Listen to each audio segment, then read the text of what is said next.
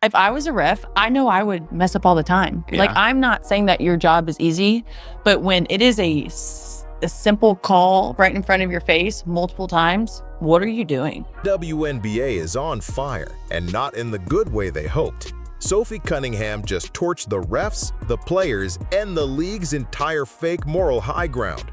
In one podcast, she exposed every crack hiding under the WNBA's shiny new spotlight. This isn't just about Caitlin Clark getting hit too hard, her fans being upset. This is about a system that protects favoritism, punishes honesty, and silences anyone who dares to speak out. Sophie didn't spill tea, she dumped gasoline and dared the league to strike a match. And the league? Oh, they lit it. They fined her, silenced her, and tried to frame her as some kind of villain. But what happened next was the real story. Sophie didn't fold, she doubled down. She didn't backtrack, she went viral. And the fans, they didn't just agree, they made her a cult hero. This is the story of how one overlooked player became the WNBA's most important whistleblower, and how the league might never recover from what she exposed. From broken officiating and locker room jealousy to Caitlin Clark's injury crisis, it's all on the table. Let's break it down, piece by piece, because Sophie Cunningham isn't backing down, and neither are we. Hot girls like to be fined. Finding someone for a TikTok, that's where this started. Sophie Cunningham posted a short video lip-syncing to a song with the lyrics, "You're so stupid, so slow, so useless." She never named names, never mentioned refs, just vibes, but everyone knew what it meant. The league hit her with a $500 fine, the first of its kind in WNBA history, for sarcasm. Sophie's reaction?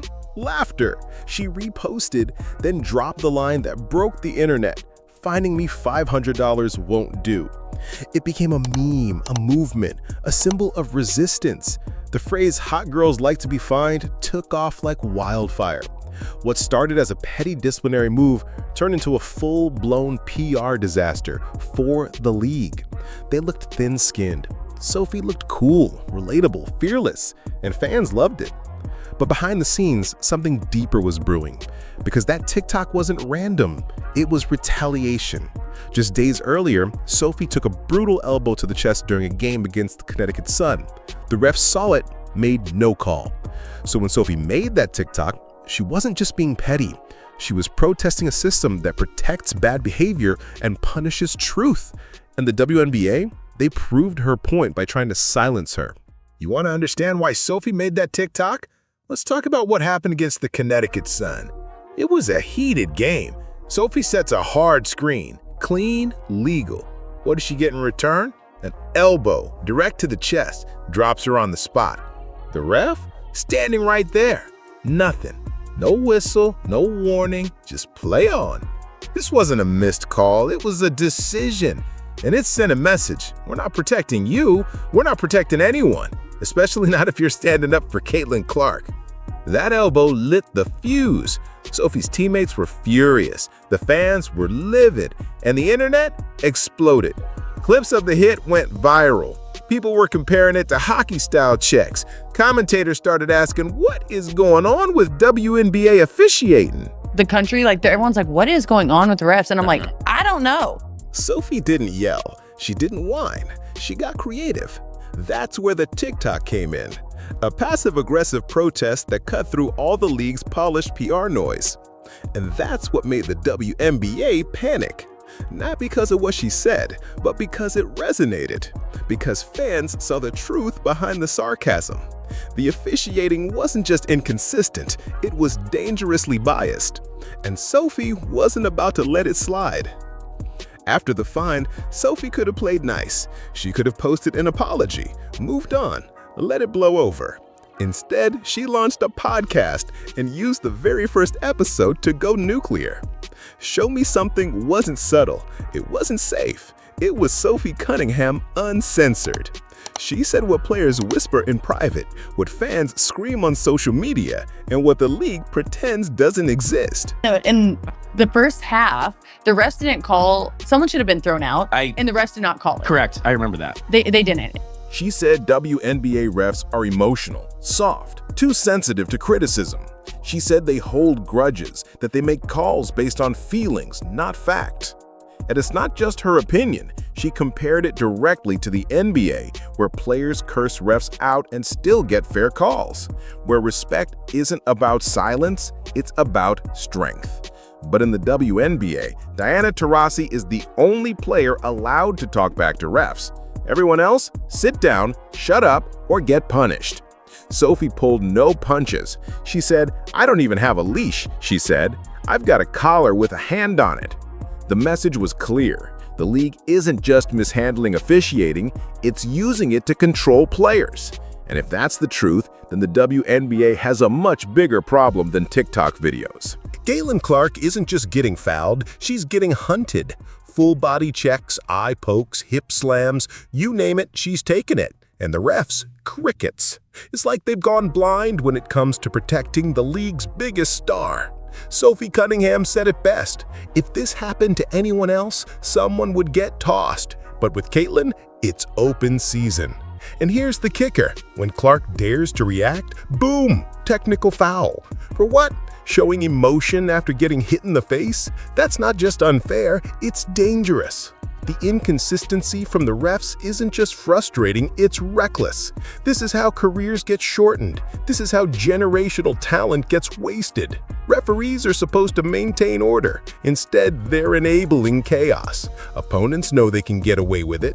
They target Clark because there are no consequences. It's like the league is daring someone to take it too far. And all the while, the WNBA brass stays silent. No statements, no reviews, no accountability. The league is gambling with its biggest asset and losing every time Clark hits the floor without a whistle. This isn't basketball, this is negligence. And if they don't fix it fast, the consequences will be irreversible. Sophie Cunningham went from a role player to a revolution in under a week. After she stood up for Caitlin Clark and exposed the league's double standards, her following exploded. 800,000 new followers in just 3 days. That's not just a viral moment, that's a movement. Her social media value up over $1 million overnight. Her jersey sold out in hours. Fans gave her a new title, the Enforcer, not because she throws elbows, but because she's the only one willing to speak up when things get ugly. She became the voice for fans who felt something was off, and she did it with no filter, no PR polish, just raw truth. The league tried to punish her, but all they did was make her bigger. Suddenly, standing up for Clark wasn't risky. It was marketable. Sophie's brand blew up. Interviews, podcasts, fan edits, merch drops. She tapped into something real, a hunger for honesty. In a league full of media-trained silence, Sophie's defiance became its own currency. And now, players who once stayed quiet are watching closely because Sophie proved something huge. Doing the right thing doesn't just get you fined, it can make you famous. Kelsey Plum thought she was just throwing shade, but Sophie wasn't having it. After Plum accused Clark of ducking out of All-Star activism, Sophie clapped back hard. Clickbait nonsense. She didn't just defend Clark, she exposed the jealousy brewing beneath the surface. Let's be real. Some of these WNBA vets can't stand the fact that Clark showed up and instantly became the face of the league. The endorsements, the media attention, the sold-out arenas. And Sophie called it out. You're all making money because of Clark, so act like it. That hit home. Even Sabrina Ionescu, sitting next to Plum during the interview, visibly cringed. It was like she knew Plum had said the quiet part out loud. The resentment is real, and Sophie's not interested in playing nice about it. She's tired of the whisper campaigns, the cold shoulders, the fake unity.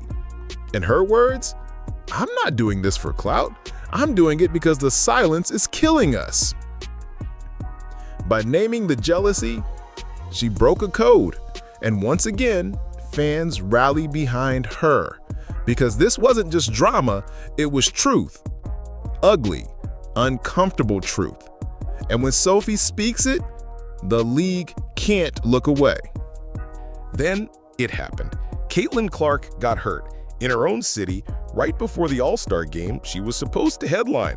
The result? Ticket prices dropped by nearly 70%. Ratings tanked. It was like pulling the plug on the league's hype machine. And it wasn't just one game. Clark ended up missing 10. Each one exposed how much the WNBA depends on her. Without Clark, games felt smaller. Arenas were half full. Headlines disappeared. The league's over-reliance on one player was never more obvious. Sophie Cunningham didn't hold back. The league is letting its golden goose get broken on national TV, she said, and she was right. They built everything around Clark, then failed to protect her. It's like they forgot that stars don't just generate money, they need safeguarding. Instead, Clark was left to fend for herself on the court week after week as refs swallowed their whistles and opponents turned up the physicality. Now, with Clark sidelined and fans tuning out, the WNBA is staring down a crisis of its own making. They had one job: protect the future. And they failed. Just when it seemed like Sophie had said it all, she dropped her most explosive take yet. Hot girls like to be fine. WNBA locker rooms are more intense, more vulgar, and more cutthroat than anything the NBA has ever seen. And she's been in both circles. The women go harder, coaches confirmed, way harder. It's not just the players. The tension extends to the refs. Sophie revealed that most officiating crews aren't ready for this level of physicality and emotion. They've been trained for passive play, not for battles. The result? Chaos, missed calls, confusion, injury. And Sophie's not just venting, she's warning. "I'm the only one saying what everyone else believes," she said. It's a chilling reminder that silence isn't safety, it's complicity. She called out the system, the favoritism, and the disconnect between the league's image and its reality. She painted a picture of a league trying to project unity while cracking from within. Her message: if the WNBA doesn't listen now, it may not have a second chance. Because this isn't about drama anymore, it's about survival. Sophie Cunningham isn't Caitlin Clark's bodyguard. She's the WNBA's conscience. She stood up when the league tried to look away. She spoke out when others stayed silent. And in doing so, she became something far more dangerous than a viral star. She became a truth teller. By calling out the refs, the double standards, the jealousy, and the culture of silence, Sophie exposed the cracks threatening to swallow the league whole. And while the WNBA might try to fine her, ban her, or ignore her, one thing is clear: the fans are listening. They see what she sees, they feel what she feels, and they're tired of being lied to. Sophie gave them a voice. So if you're Team Sophie, now's the time to be loud. Smash that like button, share the video, drop a comment, because the league might be watching, but so are we, and we're not backing down.